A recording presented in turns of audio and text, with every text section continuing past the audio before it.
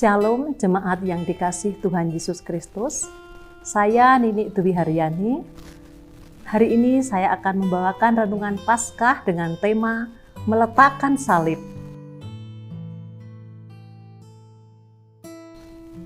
Bacaan diambil dari 1 Korintus 1 ayat yang ke-18.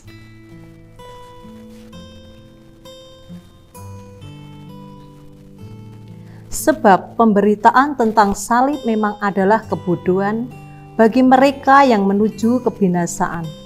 Tetapi bagi kita yang diselamatkan, pemberitaan itu adalah kekuatan Allah.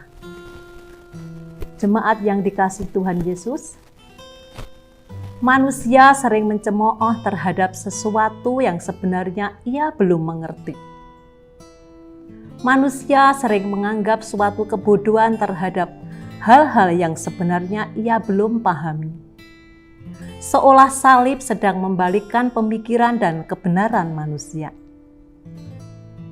Dengan memperhadapkan hal yang tidak dapat dibayangkan dari yang dinilai kebodohan, justru adalah suatu hal yang sangat berharga dan menentukan kehidupan kekal. Banyak manusia yang ingin hidup bahagia dan tetap menikmati kebahagiaan nanti setelah hidup di dunia berakhir. Tapi saat mencemooh yang sedang dilakukan Allah, sedang mencemooh dirinya sendiri yang juga butuh diselamatkan dan mengajar untuk hidup bahagia, seperti yang dilakukan oleh orang banyak yang mencemooh salib yang diberitakan dan dijalani oleh Tuhan Yesus. Dalam perikop ini, Rasul Paulus dalam kas tulisannya yang bergaya, dia menggunakan kata tuduhan yang dilontarkan orang-orang yang hanya berhikmat manusia, yaitu bodoh atau kebodohan. Bagaimana mungkin Allah memakai cara yang hina untuk menyatakan kemuliaannya? Seperti sedang menertawakan, mana mungkin Allah berkarya bagi orang berdosa, dan itu juga saya dan Anda semua. Berita salib menjadi berita yang sangat sulit untuk diterima. Allah tidak mungkin hadir dalam sosok yang hina, dalam sosok yang tidak akan pernah dipandang berharga, apalagi dihormati. Lalu, apakah Allah akan hadir dalam diri orang yang sering kita rendahkan, yang sering menjadi bahan pembahasan dan penilaian kita dengan orang lain? Itu sama seperti yang ada di dalam pikiran orang Yahudi saat mendengar tentang jalan salib yang harus dijalani oleh Yesus sebagai Mesias yang telah dijanjikan Allah.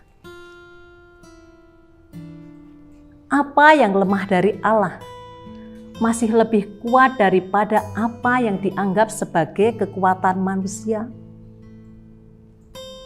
Apa yang dianggap sebagai kebodohan dan kelemahan oleh Allah disingkapkan sebagai hikmat dan kekuatan sejati di dalam kemampuannya menciptakan iman dan penyelamatan.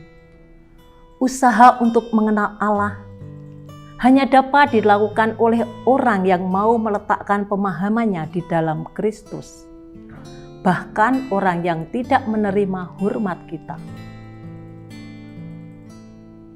Orang yang siap menyambut keselamatan adalah orang yang siap diajak Tuhan untuk melihat dengan hormat yang sedang Tuhan kerjakan, bahkan dalam hal yang menurut kita adalah kebodohan, atau suatu yang tidak dapat kita pandang berharga, karena dengan sendirinya kita sedang menghargai karya Allah yang dikerjakan dalam hidup kita. Hidup yang tidak berharga ini tapi berharga di mata Allah. Itulah sikap yang perlu dikenankan seorang Kristen yang menghormati salib yang dijalani Kristus untuk manusia.